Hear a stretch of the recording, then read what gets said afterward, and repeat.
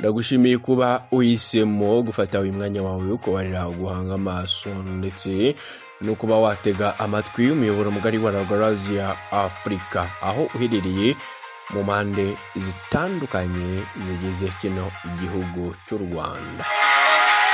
Nikabwire ko byari bicika Nyabugogo ku munsi wa nyuma wa shampiyona y'isi y'amagare 2025.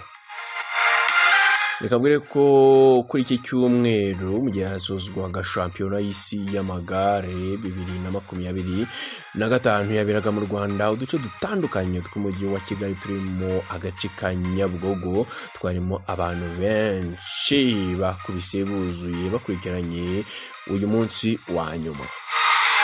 Kimwe cyo navuga nuko hari itandukaniro rinini mu minsi yarangiye ndetse no kuri uyu munsi wa nyuma wa shampiyona y'isi y'amagare 2025 cyane ko abantu baruvuga nzoka nkuko namwe mwama mubibona muri aya mashusho.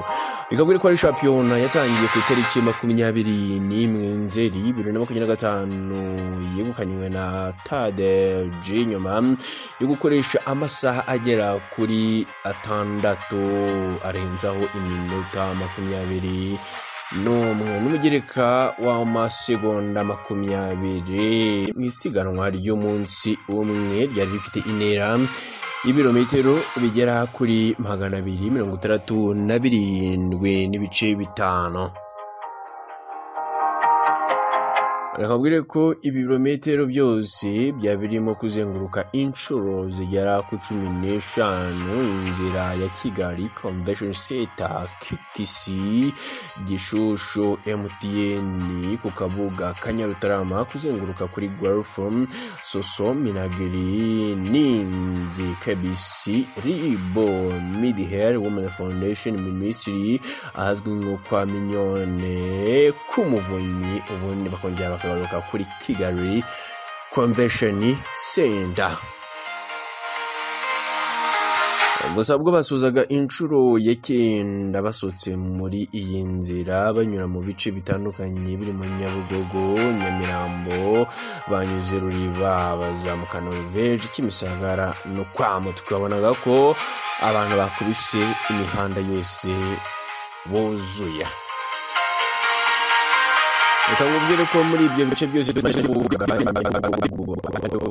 nyine hagaragaje ubudasa kuko hari hahagaraye abantu benshi yaba bari ku mihanda ndetse n'abari mu nyubako ndende zihari bacungeye kuno umunsi wa nyuma wa shampiyona y'isi y'amagare ugiye kugenda hano mu gihugu cy'u Rwanda, cyane ko batekerezaga ko kwa ino shampiyona y'isi y'amagare 2025 yarakiriwe na Kigali ari amateka yanditswe i Kigali ashobora kuzongera kwandikwa nyuma y'ibinyejana bitari bikeya.